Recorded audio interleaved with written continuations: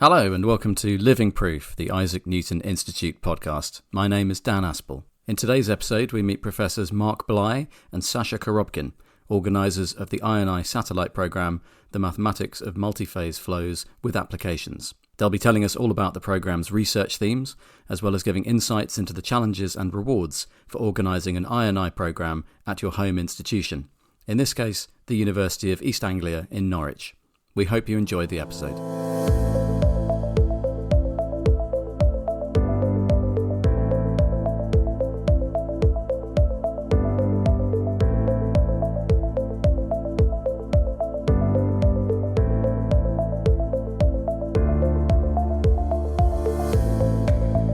So welcome to Living Proof, Mark Blyth and Sasha Koro. It's great to have you both here. So we are talking about a satellite programme which you recently were in charge of. It went over the course of July in 2024. We're now in August. It went by the name of the Mathematics of Multiphase Flows with Applications. First of all, how did it go? I think it went very well. Yeah, it was very well attended. We had up to around about 75 participants at the height, I think, in the second week. The structure of the programme was we had a summer school for early career researchers in the first week. We had a workshop in the second week. And then the last 2 weeks were kind of in-residence programme where people were living on campus, working together, and we had occasional talks, roughly one a day. And I think overall, yeah, it went very well. As I said, there are about, I think, 75 participants at the height in the workshop, and in the last 2 weeks around about 25 participants for that, so this was also very good every week for both weeks, I think. Yep. And in the first week, the early career summer school was also very well attended, around about 35 participants for that. And the feedback I've had, the anecdotal feedback we've had from participants has been very positive, so I think people enjoyed it. That's great. For the benefit of listeners, I forgot to introduce you individually. By voice, that was Mark Blyth speaking there. Yes. And the next voice that we'll hear will be Sasha Koro. How about you, Sasha? How did it go for you? Yeah, it was very nice, and I can say this, even I am one of organizer, but actually all difficulties were solved by Mark, so this is why I'm just enjoy it, and in some sense I look at the program in some sense from outside. So, and I said it's very well, was very well organized and very well run, and the participants really enjoyed. I was a little bit surprised that so many people came to Norwich. Norwich a little bit remote place, but the people from all around the world came to us, and including well-known professors and PhD students and early career researchers. So that was a little bit surprised. It would be reasonable if it would be in Cambridge and in INI headquarters, but it was run as good as well as good at UEA. So that it was a little bit. I didn't expect so high success. Yeah, I have to say I've had the pleasure of seeing a lot of the satellite programmes this summer and previously in the last 2 summers when they've been run at various places around the country, and it's not that unusual. I mean, it's interesting that it is in the summer months. It's in a period perhaps of holiday for lots of people, and also, as you say, Norwich, wonderful place to be and to visit, and a nice city, but it's a little out the way compared to Cambridge, which is only just north of London. I don't think it's too much, again, not in its favour, rather, because Norwich, as I say, is a very attractive place to visit. But they have generally gone down very well. I mean, did you find from the moment that you began inviting people that there was interest? I think that's right, yeah. When we started thinking about this 18 months ago, something like that, we emailed a large number of people and said, we're thinking of running this programme, what do you think? Is this a good idea? And it's going to be in Norwich, would you come? And the responses were almost sort of unanimously positive, I would say, don't you think? Yes. And yeah, it did not seem, nobody was raising an issue with Norwich as a destination. Yes. I recall. It's actually relatively easy to get here these days, I think, compared to how it has been. So yeah, I think that there was a lot of interest right from the beginning, which was very good. And then of course people become busy as the time gets nearer. So we talked to an awful lot of people right at the beginning. Yeah. But then when we started inviting people, some people were able to come, some people weren't able to come. Yeah. But ultimately, yeah, we had a good number. Also, some participants enjoyed Norwich International Airport, which is something make Norwich better than Cambridge. Yes, that's true. They usually flying to Europe from the. Yeah, absolutely. No, that's one way Norwich has definitely got Cambridge. Yeah. So there are no problems with the transportation and attendance, so it was not the problem. Actually, there were no problems. So all people we invited, all of them, as Mark said, they were positive, and supportive. I think it was just the transportation on the way back that was the issue. Because one Saturday when lots of participants were leaving, there was the IT issue that started in Australia. With Microsoft. So that's jammed up Stansted, so some people couldn't get home. And then the following Saturday, there was the issues with the fires in the French metro at the beginning of the Olympics, which stopped some people from France getting home. So there were some external factors. Yes. Nobody can control. No, exactly. The rest this year, it was very smooth, extremely smooth. So, yeah, and it's for those that haven't visited here, it's actually my second visit to this campus. It's a lovely place. It's accessible and it's self-contained. It's very green, like Norfolk in general. There's a lot of tall trees. It's a very sort of leafy and pleasant place to be, it seems. Yeah, I think that's right. And also, we have the large broad at the back of the campus, and a huge, a very large wooded area as well. I know that there were lots of participants who were keen runners. So early morning they were running around the broad, finding other places around campus to do nice runs as well.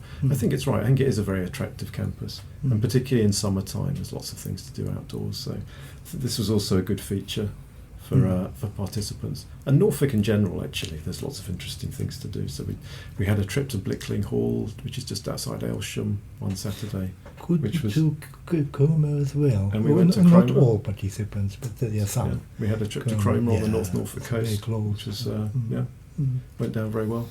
So so you get the full experience, because all of these kinds of things happen in I&I programs based in Cambridge. You have a sort of social aspect to the program as well, which is very important, because you're spending a month, anywhere between 1 and 6 months working together as a group of researchers. It's not all work. You still need to sort of network and develop relationships. And it sounds like that's very much a part of this sort of satellite setup. Yeah, that's definitely right. And we were very keen to do that, particularly I think with the early career researchers in the first week with the summer school, because I didn't want there to be a huge distance between the participants and the people giving the talks or presenting the classes. One way that helped with that actually is that several of the participants at the following week at the workshop actually came a week early and participated in the classes as well. And I think they learned a lot from doing that. And we got their input, because the instructors at the classes often asked questions around the room, and some of the more established researchers were answering that. So we got some more experience in the discussion. But from a social point of view, we had 2 social evenings. Perhaps the most important one was on the Wednesday, where we went down to a bowling hall in Norwich and had 10-pin bowling and food and drinks for the evening, and try and help break the ice between people and help establish a rapport between the participants and the more established researchers. My experience of the socialising events at the Newton Institute is merely as an observer, as wandering by and overhearing snippets of conversation. And there's always, I think, a slight, at least when people start to get to know each other, the one thing you've definitely got in common is mathematics. So that sort of tinges any conversation about any greater topic. Did you find that the bowling was analysed in a mathematical way? I don't know about that. Not really, not necessarily. But it's a good way of breaking the ice, I think. Okay, so we've got a large number of people here for a month, and it sounds like a really sort of positive experience for all of them from in a sort of broader sense. Tell me more about the structure. You've mentioned that there was a summer school which kicked off the programme. Yeah. So that was week 1 of 4. That was week 1. Yeah. So that was Tuesday to Friday inclusive, so 4 days, and we had 5 or 6 instructors, I think, covering pretty diverse range of topics across multiphase flows. So there was some analytical work. Darren Crowdy presented, did a class on complex variable methods for solving problems in 2 dimensions. Dimitris Papageorgiou did a class on using asymptotic methods to get reduced order models. Susanna Gomez from Warwick presented a class on methods for control, so actively trying to control interfaces between fluids. And then we had at the end, I should mention Susanna's PhD student Oscar Holroyd, who helped her with that as well. And then we also had Radu Cimpiano from Warwick and Mirko Magnini from Nottingham, who did more numerical computational based classes. So we tried to cover all the kind of James Sprittles. And sorry, I was going to come to James in a second, but yeah, thank you, Sasha. We tried to cover all the aspects that we think like a modern early career researcher needs to start tackling problems in this area. And yeah, beyond the sort of, we had a very nice session by James Sprittles at the University of Warwick, which took us beyond the traditional Navier-Stokes equations, the usual continuum approach to studying multiphase flow problems, down more to the sort of molecular and stochastic effect level. Great. I mean, it just sounds so well thought through, as you say, the perfect introduction / toolkit for early career researchers in this field. What a fantastic way to kick off the programme. Was it as successful as you had hoped? And Yeah, I think so. I think it was very successful, and I think that the participants really enjoyed it. If we did it again, I think I would shorten the classes or the number of classes slightly, because certainly by the end of the week, it was clear from looking around the room that there was people were starting to get tired, and there's only so long you can concentrate for. So I think I would set the timetable for each day to be slightly shorter.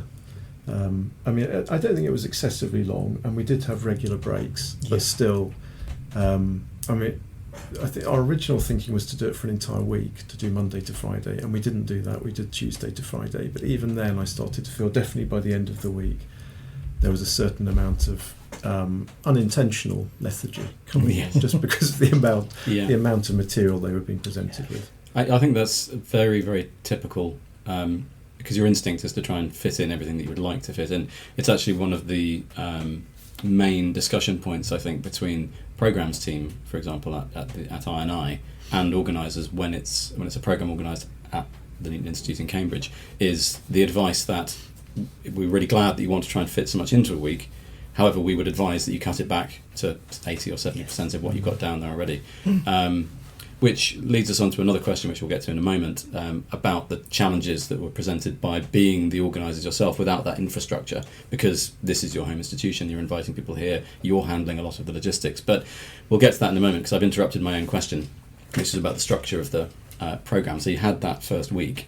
What did the final 3 weeks or the bulk of the programme consist of? So the second week was sort of, if you like, the main focus of the whole programme, I would say, and this is where most of the participants, this is what most of the participants attended. This was the workshop, which we called New Directions in Multiphase Flows, which was in the second week, and we had so this was all week. We had presentations all day. I think this one actually we did judge the amount of presentations quite well, I thought. I don't remember exactly how many we had a day, but it didn't feel excessive to me, and I didn't notice people getting fed up with the quantity. But so we had many presentations across a whole spectrum of multiphase flows. I mean, really quite a wide spectrum, I would say, and also including not just theoreticians but also experimentalists as well. So we were really keen to have people presenting the more practical side of multiphase flows and experimental results to stimulate the interest of theoreticians and get people talking and hopefully collaborating together. And industry, at least, and also some industrial connections as well. So we had somebody from Bureau Veritas talking about sloshing of liquid natural gas in ocean shipping containers, I think. And also Ian Roberts from Aerotech UK, which is a small company based in South England, let's say, who was talking about aircraft icing, so the problems with ice secreting onto aeroplane wings and overloading the wing. So that was the second week, and really the idea I think that we had was that some participants would come to this second week. We recognised that many would come and would just stay for the workshop. But what we wanted, and indeed this is what happened, was that many came for the workshop and then stayed for the latter 2 weeks as well. And we did it in that order because we thought people would start talking at the workshop. They would give presentations, see what other people are doing, start having discussions and chats, and then they could take new collaborations forward as we went into the second 2 weeks. And that did seem to work quite well that way round. Yes, especially these last 2 weeks, they work very well for that. Because during the workshop, it was the time not enough for, it was a quite long coffee break, lunch, and after in evenings it was possible to speak to others. But the 2 last weeks, I believe, main sources of collaboration, making collaboration for future. Yeah. And also it also was interesting that as Mark said, many participants prefer to stay longer than we could expect. In some sense, but the conditions were good, nice, and so I believe they were happy about their decision to stay longer. Yeah, that's true. Actually, quite a few participants wanted to adjust their dates of stay once they were here, and very grateful to you. I mean, UEA were fantastic at supporting us around this program anyway. Yeah. Particularly the accommodation office were very, very helpful at very short notice in adjusting dates, letting people stay for 2 or 3 days more, and there was never any problem with that. It was very, very helpful. Just to pick up on the question I think you asked about running a program without the infrastructure you have in Cambridge. Yes, I think that was particularly challenging in the last 2 weeks where we did the in residence part, because we didn't have enough individual offices to offer people, even to share offices. Nowhere in particular on campus where there was a large enough section of a building where we could dedicate it to running the program. So what we decided to do was to use 2 of our undergraduate lecture rooms, and to just make it like an open plan office. So, then what we did was we made one of these offices what we called the quiet room, so people could go in there and sit and work quietly. It seemed to work quite well. And the other one was called the noisy room, where you could go in and have a chat and talk to your heart's content, and that's where the presentations would be during the day. And I think this worked reasonably well. I mean, it's not as comfortable as being given your own office space. And there are little niggles, like in a lecture room. Of course, to make it an open plan office, we have to have desks all over the room. And then there's a question of, well, how does this desk in the middle of the room get a power source? Because the socket is 10 feet over there at the edge of the room. So there were little issues like that we had to solve, but we got round them. But it's interesting that the difficulties and problems presented to you in this program range from that all the way up to the higher ends of the science. So you can't have one without the other. Absolutely. Also, actually, we had a third room for Skype and Teams talks. Right, so the people it was smaller office, but at the same place nearby. So and actually the rooms were very good for that purposes, and the big, not big, but proper theater, lecture theater for workshop and for first week. Summer school could be the best on the campus and in other universities, because it was very well, the kind of design shaped, and it was not huge, so for thousands of people, but it was just for the 200 people. So that it was a very good size for our program. Yeah, the Skype room, actually, we should credit to I&I. That was a great idea, which we hadn't thought of, but I think it was Miller who said you should have a separate room for people to go and have Skype meetings, and she was absolutely right. Yes, Miller Kibble. Miller Kibble, because that was heavily used, because of course, even when people are away at a conference, they still need to have meetings with their PhD students and university meetings and so on. So that was a good call. It worked well. Yeah, it sounds like you absolutely sort of made the best and provided everything that was required by the sounds of it. Although I can imagine it was challenging in the setup and at the time. Yeah, I think that's right. remember it. Yeah, I don't think anybody was saying, "I wish you'd done this," and "Did you think about doing that?" I think we, broadly speaking, met people's expectations. All difficulties were before, could be 1 or 2 months before the program, and sometimes it was difficult to understand what should be done, how it's solved. But once it started, it seems that everything was solved perfectly. And in particular, the explanation could be that like INR and UEA doing many things like this. But for us and for Mark and me, it was a kind of, it was the first time, right? So we were concerned about everything. But services in Cambridge and here, not much concern about it, because for them it was a routine, right? But for us, so we expected them to respond in say 1 hour, but they responded in 2 days, so it was already disaster. So the many nerves were lost on this, but finally once it's come to the first day, everything was also that as well. Yeah. Right, and many thanks to all the services. Yeah, I think anyone listening who's considering whether they could propose a satellite program at their home institution would be interested to know sort of how long the setup process, how far back do we have to go to see where the proposal came for this program, and you know, when did you start planning? How many months did it take you to set up this month-long event? I think okay, you're testing my memory now. I think we submitted the proposal, was it in December 2022? Around something like that, I think.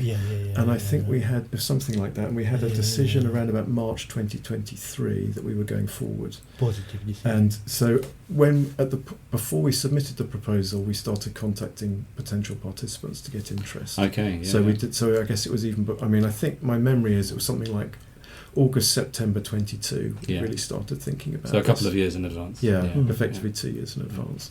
And then once we had the. Once we'd been told that the programme was going ahead in, I think it was March 23, then we started in earnest the planning. And I would say it was continual from that point up to July 24 when it happened. Yeah, it's very interesting. The ratio there of the amount of time of preparation that then translates into a month-long event. It's, I mean, I think one of the issues is again, not being at Cambridge, issues like getting rooms reserved, to be sure that we had a lecture room for the workshop, to be sure we had these 2 rooms for the in-residence part of the programme. So I think I asked our conference office to book these in June 23, so at least a year ahead. Yeah. And that was already too late because the rooms I wanted were already taken by another conference. Okay. So we definitely needed to plan quite a way in advance. Yeah, that's very good advice for anyone thinking about this. Yeah. Okay. Yeah. Interesting. And going back to the fact that in week 2 you had that core workshop followed by 2 weeks of collaborative work afterwards, which the way you describe it seems absolutely ideal. How do you feel that the science went in this month? Whenever I speak to people who are organisers of any kind of I&I programme, it's generally clear from the way that they speak what a rare occasion this is to be able to have that time and space to discuss your research with so many other people who are the other leaders in the field. So does that sum up your experience? What was this month like for you from a science point of view? Yeah, I think it does. I think it was very successful, and I think the people who came were able to divert their attention away from all the issues that are going on at home. Of course, that helps by being geographically away from your home institution. Which wasn't true for you two, of course. Which wasn't true for us, but actually I think we managed it as well. I mean, okay, our attention was occupied a lot of the time with the organisation, but just it was clear from looking around that there was lots of discussions going on between people, lots of new discussions between people who hadn't previously spoken before, finding links between topics. This was clearly going on very successfully, I think, and I think in the latter 2 weeks, in the final 2 weeks, the in-residence part, this also worked quite well in that we had occasionally 2 talks per day, but certainly 1 talk per day. And then the rest of the time, people were sitting in the quiet room working quietly, or they were in the noisy room collaborating. Sometimes people came over to the School of Mathematics to work here, but and actually, in some cases, I think people preferred to stay in the Hall of Residence, which was very, very nearby on campus, and work there because these were relatively comfortable, I think.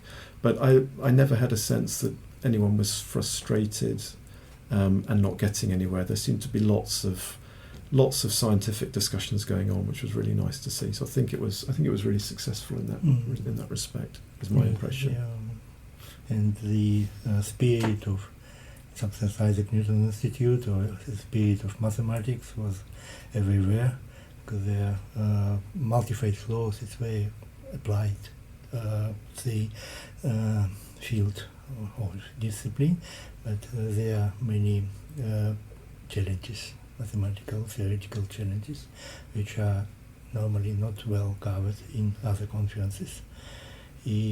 Just not next month there will be similar conference in similar workshop in Germany. Again, multiphase laws, but it's a very particular part of that. So from that point of view, our workshop, I believe it was one of the reasons why it was not workshop program. One of the reasons why it was attractive, that it was rather broad through mathematics. And so the people are able to look deeper in their problems and to speak with others and to understand what they are doing in some sense from different point of view, which always helpful. But also the first week it's was for early career researchers, so I'm sure they learn a lot for the future.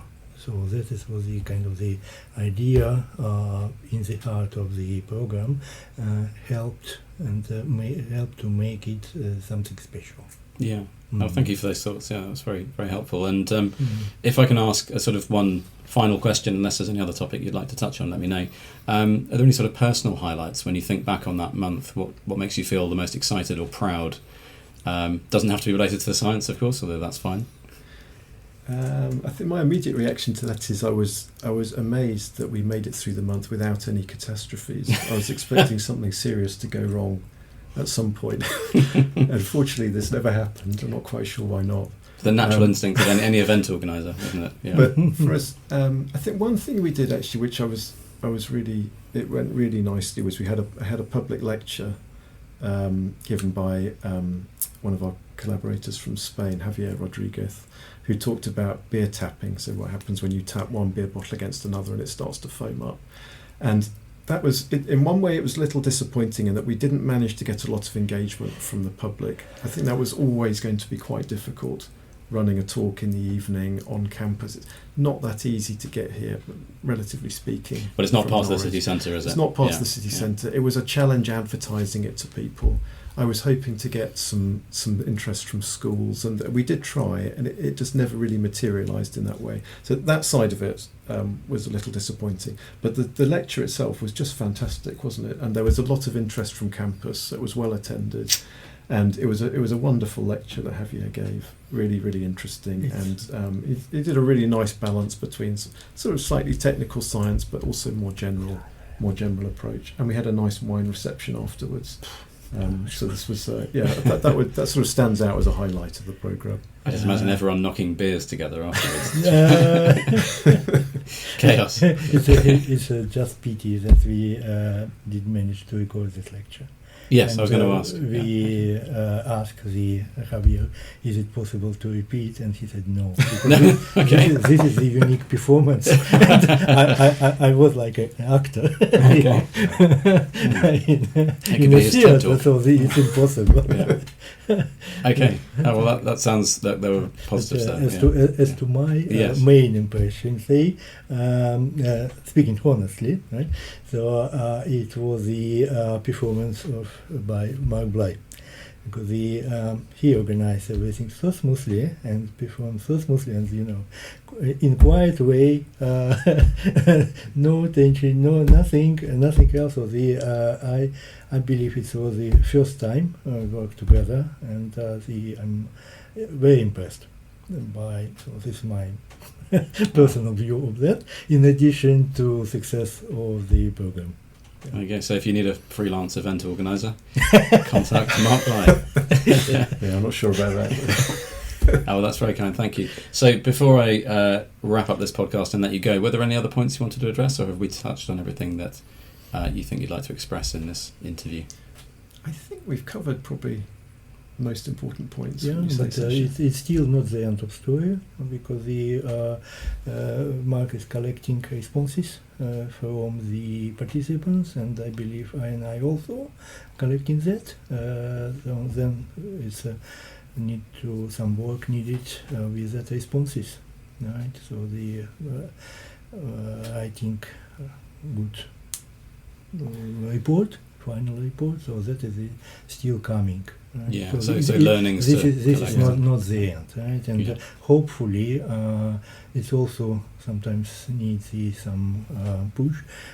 Hopefully this program will be not the end of the story, but some collaboration will come from this program, and the participants will remember it for longer time, and potentially there is an option, so-called follow-on workshops, which is shorter than 1 month, but potentially like in 5 years the participants potentially would like to come together again, definitely to Norwich, and to show what they achieved during these 5 years and how the program changed their life. So that would be great. Yeah, excellent. As you say, there's a lot to come, isn't there? Yeah. So perhaps just to pick up on that, actually, I wrote to the participants last week or the week before, asking to let us know if you started any collaborations or any new problems, working on new problems. Yeah. And we've had quite a few emails already, actually, from people saying. So it's clear that there's quite a lot of activity that started at the program and that's now people are taking forward. So it's it's quite optimistic in that sense. So that collaborations were not organized, so the people did on their own some meetings, but 2 meetings kind of we participated in organizing, but for many people, like for 10-15 people on two topics, so we collected them and asked them what we can do together on that or another aspect. But mainly this discussion about collaboration were not organized, they came out naturally. Yeah. That's great. That's really great to hear. Well, thank you very much for those thoughts, both of you. Thank you, Mark. Thank you, Sasha. And it's been a pleasure to talk to you, and I look forward to hearing more about what the fruits of this programme are in the future. So thanks for your time today. Right. Thanks very much. Thank you very much. Yeah.